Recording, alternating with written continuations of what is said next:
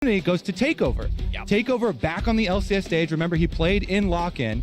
And I'm going to reiterate the Takeover hype and research I did from him then, which was that if he can get LeBlanc or Ryze, then he actually has a really good chance of influencing and being a very positive part of this TSM lineup. FlyQuest have obviously also done their research, though. Ban away the Ryze. LeBlanc is in currently a bit more of a nerfed state than previously, the last time they went up against each other, but it's still very pickable. You just have to worry about the counter picks like Vex, which I know Takoi definitely does play. So that may be something that FlyQuest will hold over his head. They ban away the Ryze, they leave the LeBlanc up, and threaten the counter pick of Vex in the hands of Takoi, who, by the way, last time these two teams met, FlyQuest, Takoi was legendary 8-0, and Johnson was 8-1. So the carries were eating good.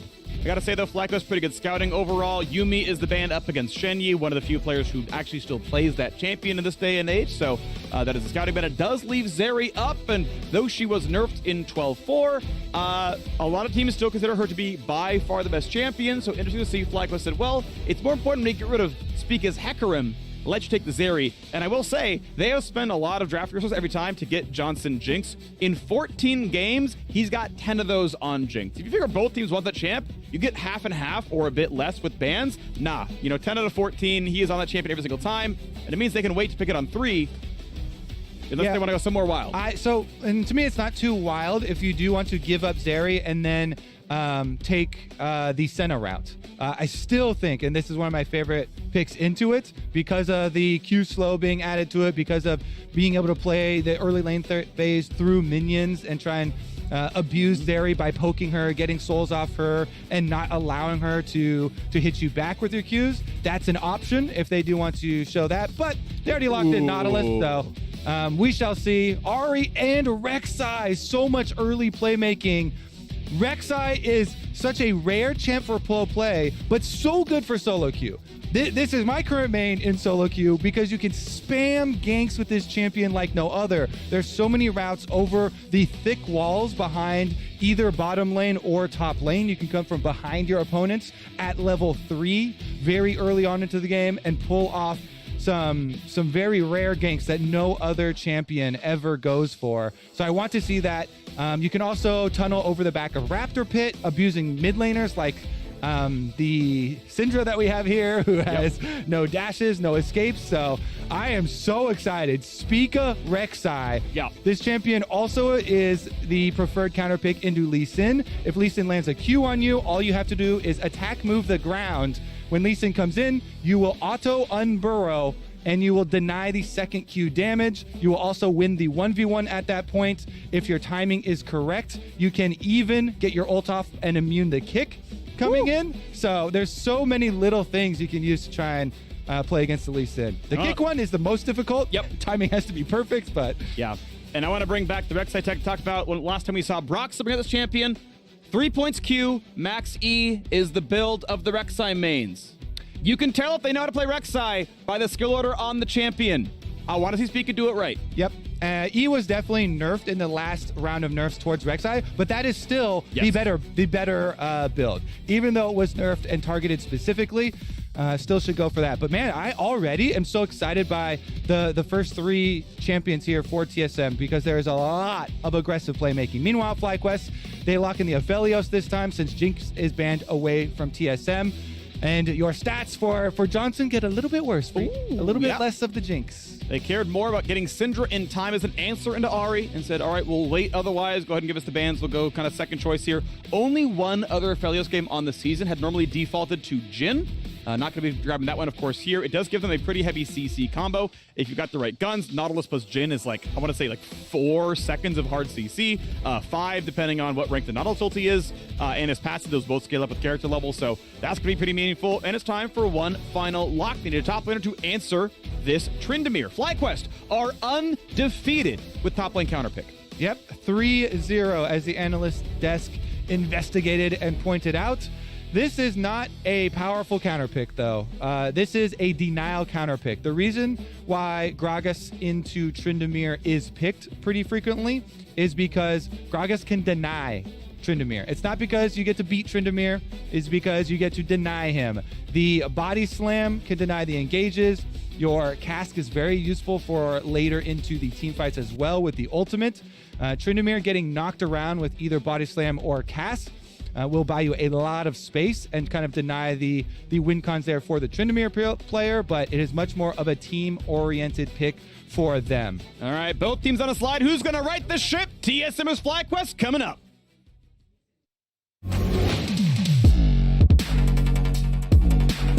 This is the sort of pride that gets you in those big moments, allows you to take down giants.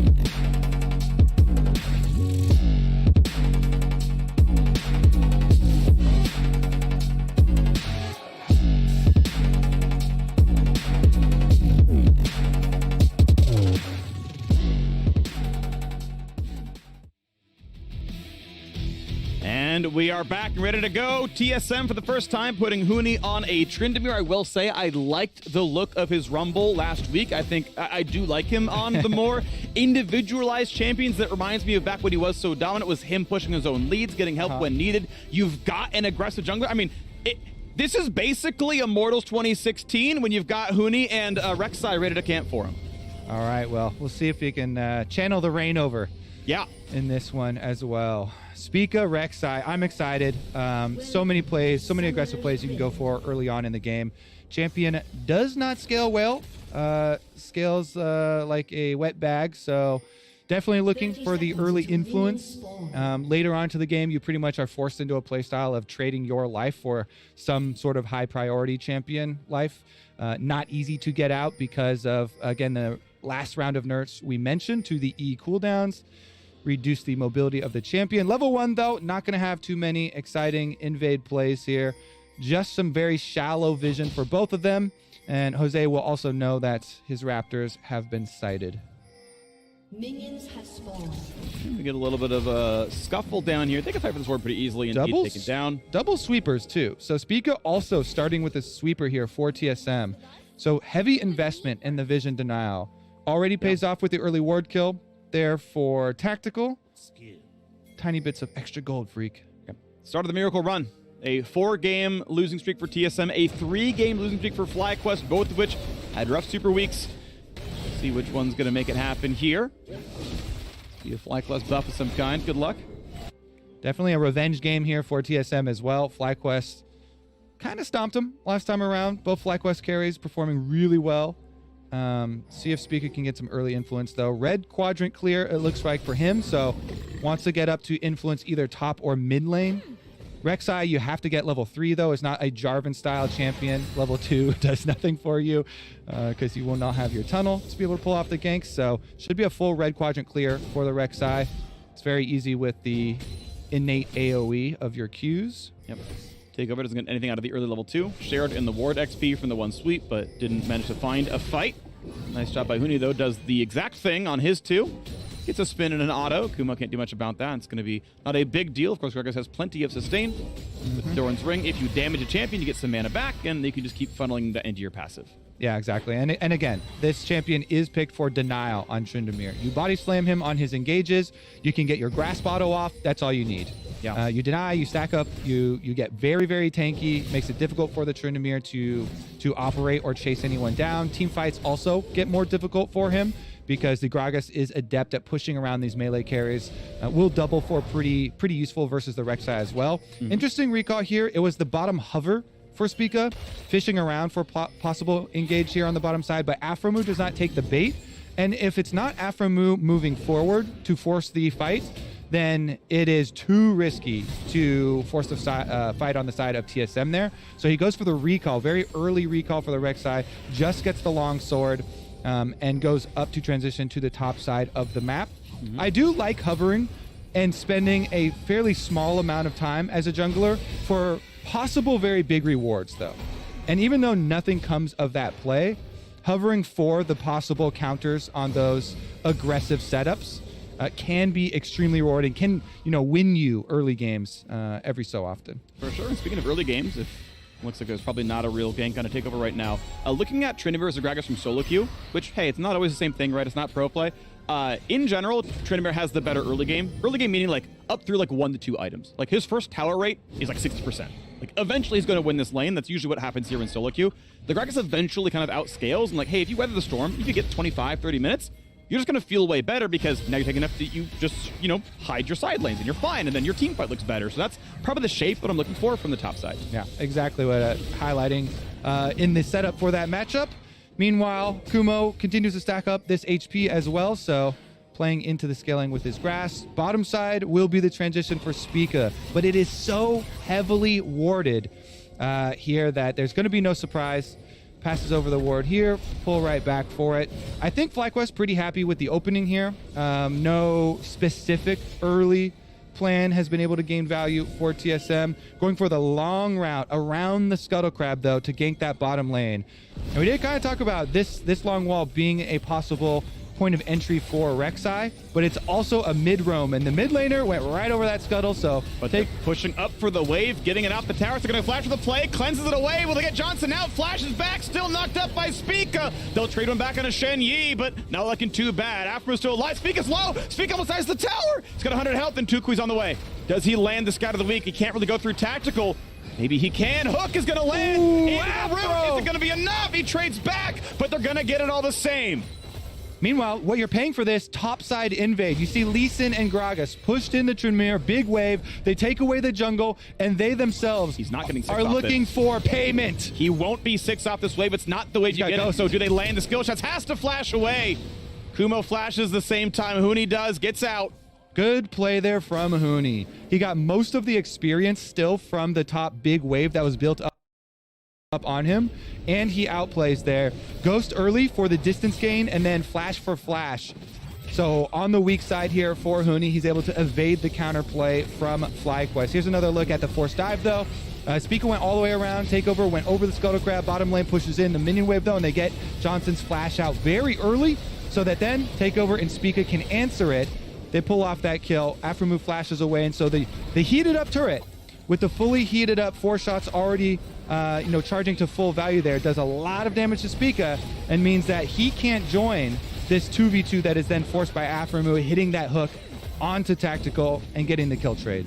Thankfully, Tukui gets himself the kill. It was his Ignite on the Zeri, so able to get the 300 gold on the right targets. You can see Takeover and Tactical, 300 each, so I guess 1 for First Blood. Sadly for FlyQuest, Afro did have 1 of those kills. The first one, he had the burn down on Shen Yi, so gold not in the ideal place, but still a very close game here. FlyQuest pushing in the bottom lane.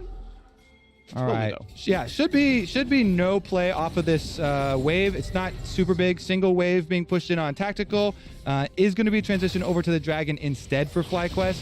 Much less risky. Like this call from them. Recall timer on support means Jose can just start up this Dragon, and Hextech will go to the side of FlyQuest. Meanwhile, Spica invading on top side and should look to be able to get red number 2 counter jungled here, so can at least pay for that Dragon with a red buff. There you go.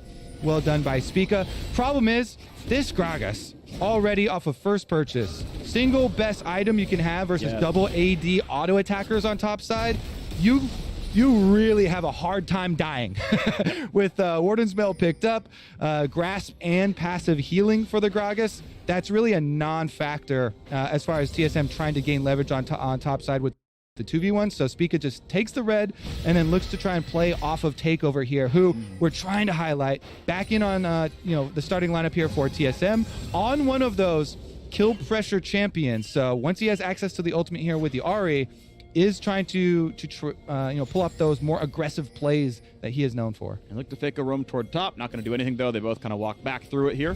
So the treads are on, and actually Tukui able to hold on to his wave, and right in front of the turret, so it's going to make Ahri have to overextend the play for it. But level 6 Ahri has ulti, pretty much ungankable here by Lee Sin. A bit of damage, but again with Merc Treads, actually has enough stats to survive most of these fights. Jose Diodo able to sidestep the vision as he walks down to the bottom side. We'll see this is the play because ulti, flash, ignite, all up for the FlyQuest mid laner. And that means, hey, Syndra, I got boots too. I got some move speed. I'm going to walk back to mid.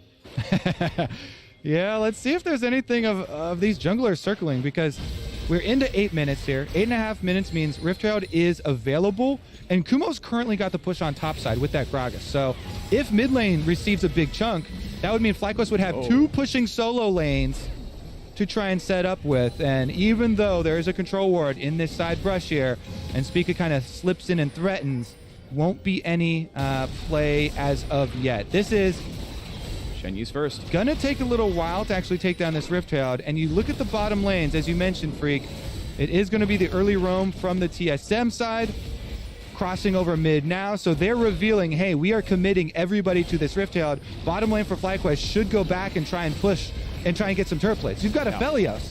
They actually wasted a decent amount of time kind of half hovering, trying to follow that roam. And instead of getting Aphelios up to the turret, which is one of the best turret takers if you've got your white gun, they're going to have a hard time pushing before Tactical even gets back here. So Tactical won't even lose any minions. Johnson, even with the white gun here, with Afromu trying to help him push, won't get paid for the time. I mean, that's really rough, right? That's just like FlyQuest not really knowing what they want to do at that time. They don't go to the Herald. They don't do anything with it. It's 2v0 in the lane, and they deny 3 CS. Like, if this is EG, Danny's taking half that turret down. Yeah, definitely out macroed by TSM there. TSM with the early priority on bot. They roam first, and they make good use of it. So, well done by Tactical and Shen-Yi. Yeah. Shen-Yi being back in the lineup, of course, is going to have a magnifying glass on himself. All of the controversy surrounding the benching in the first place. And, you know, props to the TSM coaching staff this time around, coming out with some more thorough explanations as to what went on, but also stating that they feel like he has made the necessary improvements in Academy and has improved on the communication there. And well done to Kumo. I mean, he got half a level lead because of the gank that went on. Like, Huni got some of the XP, but he obviously missed some. He's, you know, still 8 to 9 right now. Top lane's going really, really well. A 20 CS lead for Kumo. But now in the bottom river, a fight going on. Ulti's going to come across. Afro ignited, but able to walk away. Do you take it? No. Not able to get anything more done. Shady flash the wall. Doesn't want to be anchored in. So ultimately, hey, a trade of summoners. Well, actually, a trade of ultimates. Yeah. FlyQuest holding out every single summoner spell. And this is the tanky boy Afromu. He's got his aftershock, so he turns around, hits the ultimate, gets a summoner spell advantage out of the attempt here from TSM. And this is right ahead of the dragon. You've got 1 minute is usually the super like safe recall for neutral objectives. That gives you plenty of time to go get your control wards and get back out onto the map after a reset. Pushing out bottom lane first so that Spica can move in. Spica does not reveal his position, lets his other teammates clear out the ward. They don't know that the extra one is in front of Dragon, though. Stops the recall. Nice play by Huni. A little bit of damage back, but not going to mean too much overall. So, yeah, chilling right there. Gold still tied between these teams. Good side step. Takeover gets away from the Syndra stun. You play to the sides. You don't get, you know, E'd from the early queue. You don't get the trade. And it's going to be just fine. So, pretty much chilling down there. Still going to be a CS lead. And once again, Tukui going to try to roam to the bottom side. Dragon's up in 12 seconds. As Johnson clears into the tower, Afro's going to find Shen-Yi. Decent damage here where they find the rest of it. Puts the W down. Going to take damage for a while. And they're going to save. Oh, actually burn the ulti, but it's enough to find the kill. Jose Diodo now on the board with number 3, and that should mean Dragon. Yeah, that's a very timely pick there for FlyQuest. They move first into the Dark River. Well done by FlyQuest. Afromu, always the leader here. Pulls off the quick play onto Shen-Yi. No flash from the Leona because they burned it last time around at the top river play. And FlyQuest, 2 dragons. Kumo, can you get out of this one, though? The outplay, explosive cast, but right back in is the Ahri. That's got to be everything landing. Yes, indeed. That was great by Huni. He flashed in front of the body slam, and there was nowhere else to go. One on the board for the top lane. And they've got the damage to pull off the kill because Takeover with the roam up here to top side.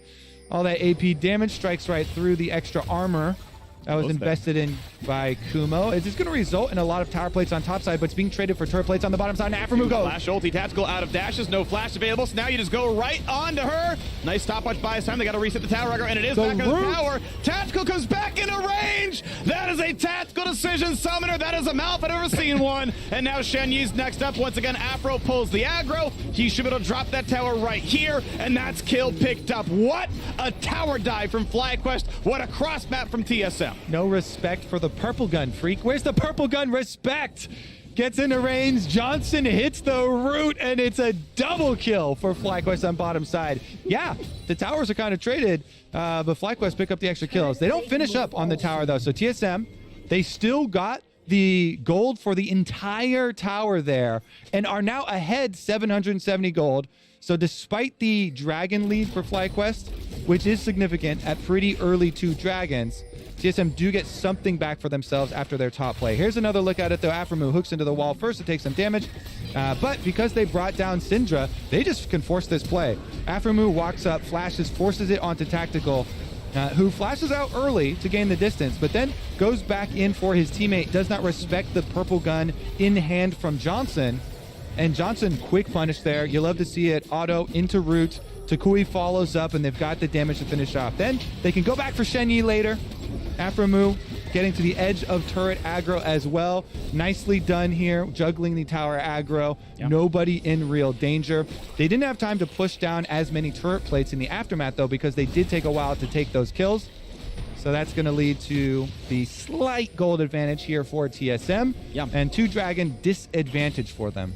Oh, good job there by FlyQuest. Yeah, 900 gold for 2 kills, and just the first tower itself is 650. 2 plates, that's, well over 900 already, and anything more than 2 plates keeps adding to it. So yes, TSM got more gold, but now we have another look. 2.5 minutes till Dragon. Shenyi able to sidestep right at the range of Cinder Q. Well done. They find us on an Afro. Easy target. Charmed and just does nothing. Well set up, but it's a 1-for-1 as the Leona goes down. John's left alone. Flashes away. Oh, he may just live. A double kill in. Juki finds 2, and he's looking for number 3. Tactical kicked right in the range. A triple, and he's on for more. Jose Cito is the big man on campus. A quadra kill. A quadra kill for Tuki Nation. Jose, oh my goodness, he is a wake freak. Quadra kill for the Lee.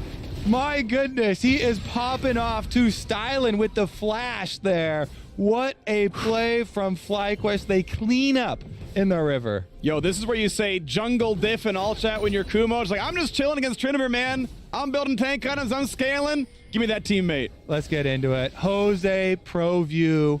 Lee Sin comes down. All right, so he's got an extra control ward in inventory. They're fishing around. Aphromoo goes for what I've got to assume is the bait because he instantly dies. He gets popped. But then it is salvaged by the rest of the FlyQuest players. Johnson flashes away from Spica's flash. So what? Jose is allowed to follow with his Q there. What flash is that? Then he flashes forward on takeover to get in range, make sure he can slow, and he knows with his red buff afterwards. The flash and the charm was sick. Yeah. I don't know what Spica was doing. But whatever. Oh, we got another one. Hey, takeover. Hey, buddy, your sweeper saw at least in a Nautilus. Run away. Jose, 3.5k damage from the jungler. Yeah, that's nice. That's just really well done. That was a really, really good play right here. And so FlyQuest back ahead in gold. Now, TSM still going for what they can, though. Keep in mind, they still got this area. They got the Herald Summon. Will nearly knock down this tower. I believe it might be just enough. Depends who's going to be in range. Oh, they burn it. Despite being summoned in range, they couldn't fight for control, and they get nothing out of the summon. Yeah. Meanwhile, TSM still hoping that the Tryndamere split push is going to get them some more advantages because they're losing on the other side of the map. Takoi just bullies takeover off. Ultimate here, traded for the pressure, gets the tower, gets the wave in, and it's just the Tryndamere pushing for TSM that is going to leverage them any sort of advantage because they lose the other 2 lanes worth of push. And FlyQuest now slingshots ahead in gold, 1,000 to their name after the quadra kill and after the 2 lanes. Dragon 3. Yeah, that's going to be a 23-minute Ocean Soul, Kobe? Jeez. Like, yeah, this one, like, the scoreboard doesn't look absurd right now, but it's going to be really absurd really, really fast. And you can see FlyQuest, they let Jose last hit the dragon. Their priorities are on the right spot. Thank you. I will take the extra gold. The big environment is indeed out to play today. FlyQuest trying to make their record versus TSM 2-0. We do have a quick pause here, but man, Jose coming up big. And since we do have time, we can explain the Tuki meme because I too was so confused and never knew where this came from, but they had a good video coming out on it. And Jose was talking about when on his stream, he would basically use it after he made a play and would say it to the effect of like, easy, you know, kill someone, Tuki. Exactly. Easy. Gotcha. Done. And so now whenever on his stream, after the plays pop up, that's why you get all the Tuki spam. Yeah, like he had to be informed that that was what he was doing because it was so subconscious. He's like, why is my chat spamming Tuki at me when I get these kills? It's because he even didn't know at the beginning. Yeah. It's like, oh, okay. I had someone actually hop into my stream the other day and was like referencing stuff from like the Warcraft 3 days. Like, I forgot that I had said that to people, but thanks for the reminders. Yeah, I've actually lived through that experience where people have better memories than you do about your own life. You're like, oh, good to know. Thank you. Funny too that the Tuki memes are on the same team where they now have Tukoi the player. Yeah. So new people, especially if you haven't seen that video, are gonna, Just assume it's about him. Try and have other links. Yeah, exactly. Yeah. Oh, okay. It's just Tukui. I guess I just like misunderstood who it was about. When they both do well in the post game threads, like, good job, Tuki. Like, and oh, that's his nickname. Okay. They also usually add the frog emote with it, which I'm still confused by. That one we'll have to ask for the follow up on. But also, yeah, like frogs are also like a relative pejorative for French people. So it's like, oh, okay, that's weird, but sure. Why is that? I've never. I don't know the etymology. I just know I've seen it used. If I knew more, I would tell you. The only thing I could think of would be eating frog legs. I'm not sure though. Okay. Like, I really don't know. And yeah, unfortunately, I'm not equipped to figure it out. I could Google it, but I figure, when they go to analyst desk, if it's a long pause, we'll come back with some fun facts. But right now that we got a game to talk about, and yeah, it's FlyQuest in total control. Is going to see that, unfortunately, TSM haven't been able to use an advantageous lane matchup against solo queue data puts Tryndamere at a 60% first tower rate against Gragas top, which means like you probably should be able to get some leverage out of this one, but it was like one visit by Lee Sin and he's just like in the back foot the whole time. Yeah, I mean, also again, as we get up to pro play and as you get, things change lower and lower on sample sizes and stuff like that, it kind of comes down to, does every solo queue player actually start with the rush on Warden's Mail? And is it always a jungle that's also AD? And so, there's a bunch of things that go into it, of course. Sometimes the Gragases will also pick Phase Rush for the extra speed to fully deny and run away, but the grass helps you scale even better. Yeah. Every time I slice by Eli, I go to Diamond Plus, it's still 60-40. So even as they're getting sort of better at the game. But yeah, I mean, there's always a chance, right, that you're getting these weird sample issues and it's not actually, it's people are building it wrong or whatever. I agree, by the way, Warden's Mail is outstanding. We saw it when Summit played Malphite against Jace a while back. I want to point out that a lot of people like the default to Bramble Vest, but when does Trynd heal? After the fight, he'll hit you, wait 3 seconds, then press Q, and your Bramble cut 0 healing. When does Rek'Sai heal? When tunneling. Oh, after the fight, when I'm done hitting you. Again, you get no healing cut, so very good to go this way instead. Exactly. And you're not trying to kill the Tryndamere in your lane. You're trying to, survive and CS and stack up and be a tank for your team. So buy the item that is appropriate for your goals in this situation too.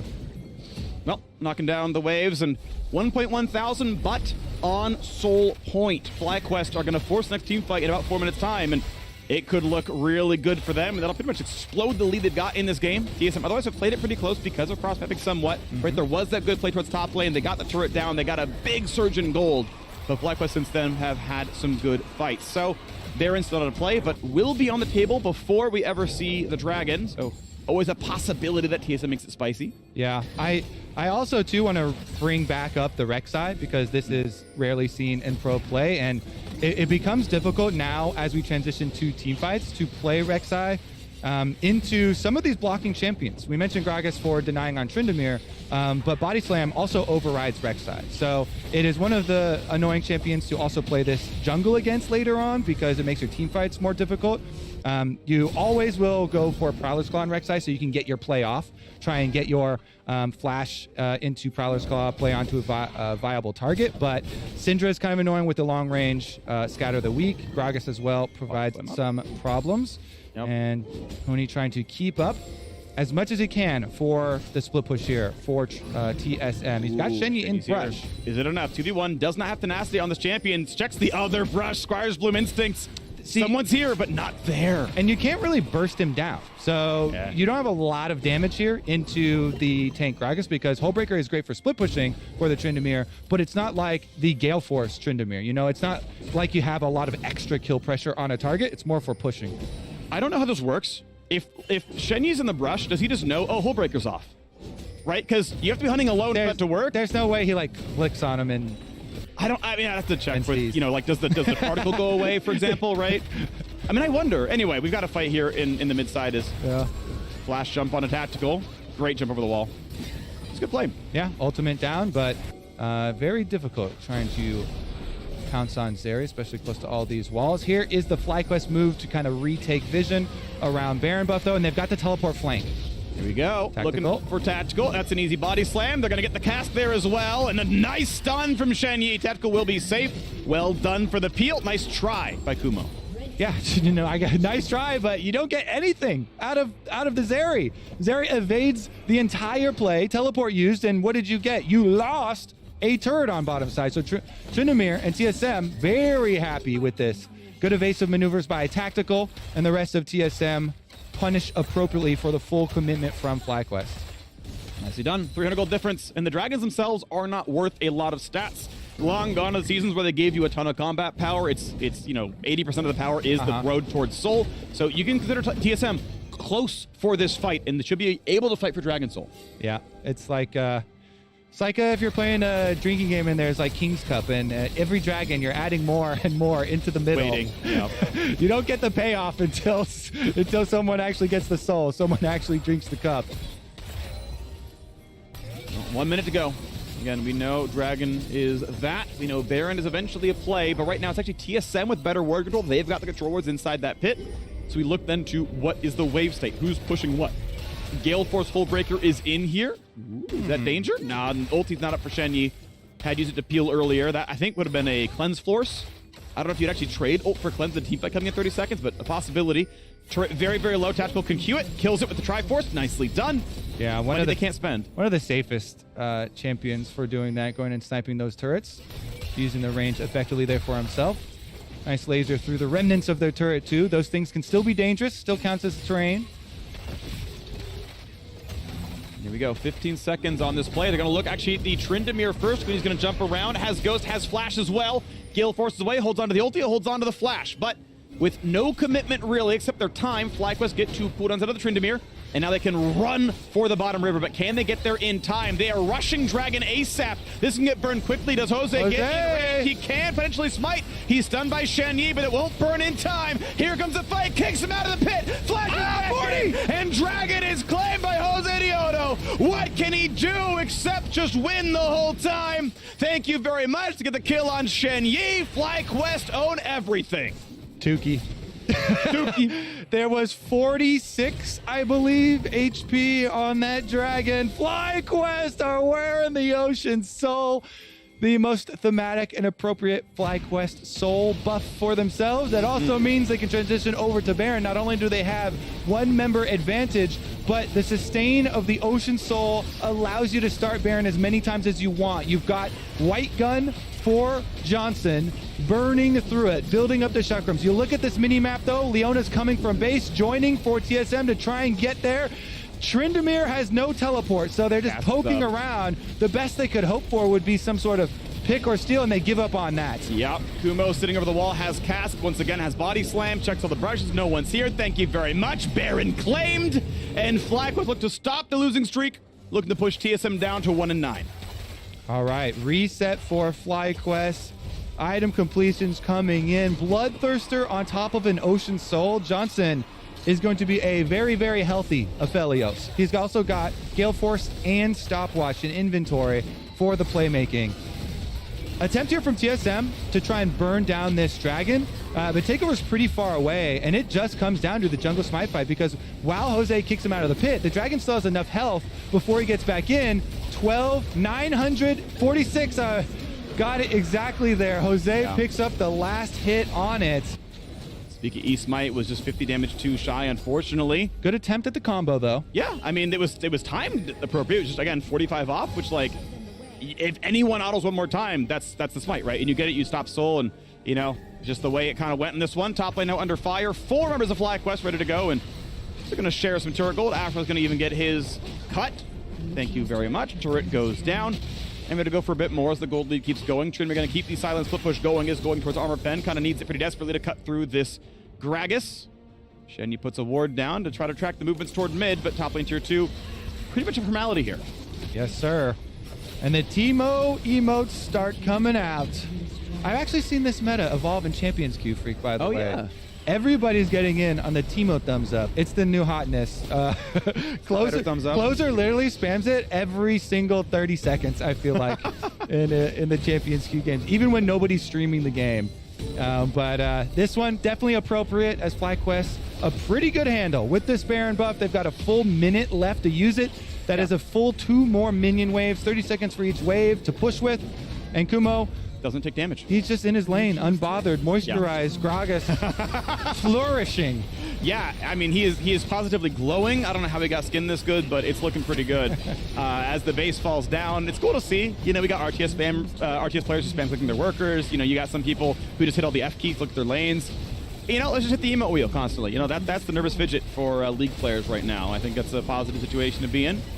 I would like to see the EPM, emotes per minute, and, you know, graph that against win rate, because I feel like there's going to be some really tight correlation there. Yeah. I'm going to say causation right away. Cause the win. Then you also have players like FBI that just spams tab incessantly. If you watch his stream, it is always on. I feel like that one, actually, you get into some issues with wrist problems. So, like, sometimes, you know, having that, you know, extra key to hit is comforting, does keep you warmed up. But man, can definitely be another cause for some of the most prominent issues that plague gamers. Do your stretches out there, everybody. Do your stretches. Here we go. Stretches. We'll do some right now. Put your right arm out. Take your fingers and pull them sort of gently back towards your elbow. Very gently. Stretch out the wrist. If we could get a shot up here, maybe. Switch hands. Here we go. Let's count to 10. FlyQuest have again. Don't push too hard. Don't push too hard. It's just want to feel a little bit of tension. There you go. This way. Stretch them out. Yeah. Get down. There's another one where you do each stage like this. Oh yeah. I don't really know the exact. I don't know. Technical execution of it, but it looks like that. It looks like that, more or less. It's pretty solid. Anyways, back to this game. FlyQuest with this Ocean Did you see him? He's going to almost one-shot Shenyi! And the stopwatch is there as well. Zeri dives in, and will Zeri dive out? Jose Dito has to get right back out. Health bar's low. Can he find the ulti? It's Kumo getting one from over the wall and back in for number 2. Goodbye to the bottom lane. And then TSM going right back where they started with another L on the scoreboard here. FlyQuest pushing to get more done. Baron buff may be over. They got a lot out of the Red Bull Baron power play, but now it's time to maybe just close the game out. 30-second respawns. Looking for bottom lane here. Here we go. FlyQuest. Nothing's going to stop them now. Kumo could easily tank this turret. Let's see if he actually will just gain life as he's tanking it. No problem. Down 120. Darn. And one more ability, and he'll gain it all back. Yeah, true. And here we go. As long as you can damage someone, you get a little bit for minions, you get a lot more for your champions, and he's back to full, ready to go for the Nexus turret. Shenyi's back alive, but Shenyi doesn't have an ultimate, and that means turret number 1 will fall. Cask is down, Flash is down, so FlyQuest say, okay, collect the mid wave, maybe it's going to be a reset. Keep in mind, Elder Dragon up in 20. They have to cross their T's, dot the rise, and play this one correctly, because they haven't spent off that last fight. They are down some ultis, and TSM, I think, have to try for this play here. Yeah, I mean, that is really the only hope that remains. Spica gets caught. So down, able to jump away. Nice damage to the back line. Shenyi low, so is Takeover. And Huni can't get much done, sadly cannot punch through the front line here. Dragon now alive. Yeah, it's hard to even dent. He could have smited a minion. I know he's gonna get second smite back up, but like, you're still playing for Dragon. Fair enough. Let's get to that Dragon. FlyQuest started up. TSM, as you said, this is their last hope in the game. Make the team fight happen. Steal away this Elder Dragon. You get an objective bounty if you can do so. It's deletion. He's just gone right away. Another one in for Jose Dioto. Burns a stopwatch and the stuns. Gets right back over with a jump. And now going to go for round 2. They might kill the least in, though. He's burning down. He will die. Well, Nahuni finds one on the board. Jumps back over. Looks for Tukui. Can he get him? They're trying. And they do find it in the end. Not bad for a team fight. TSM go 2 for 2. However, everyone is outside of the pit, and unless Shenyi pulls a miracle, they don't have a smite. So if any TSM member could get closer, they would have had a chance at a steal. But Kumo comes to make sure the way is clear. You know, even like a Zeri laser could have stolen that, getting really close there. So even with the junglers both dead, FlyQuest zone them out. They pick up that Elder Dragon. That should be full priority to transition to Baron. And with Baron number 2's pushing power, FlyQuest will march on TSM's strongholds. They need to go for Baron, they can. Keep in mind, Elder buff is only on 3 champions, but that is, as you said, going to be the map. Watch that fight. Spica just gets one shot. Yeah, I mean, FlyQuest are looking for the jungler the entire time. They know it's just going to be the possible steal. Takoi ends up hitting a magnificent stun over the wall onto both members, so they immediately take out Spica, but then Cody actually pulls a lot of it back and is able to finish off Jose, take over with the all-in, gets the burst damage, and then Takoi barely gets his last Q off just as Huni's ultimate times out to get that counter kill. Make the 3-3 on the map, and now with Elder Dragon claimed, it's going to be an easy road. Good job, an uncontestable Baron. Number 2 now on the board for FlyQuest. Yeah. Taking some time to close it out. I mean, TSM are fighting valiantly. FlyQuest have felt in control from about 12 minutes on. Yeah, they've got plenty of time to reflect on the current standings here. We had the discussion on the analyst desk between Raz and Jat as far as where this team is going to end up.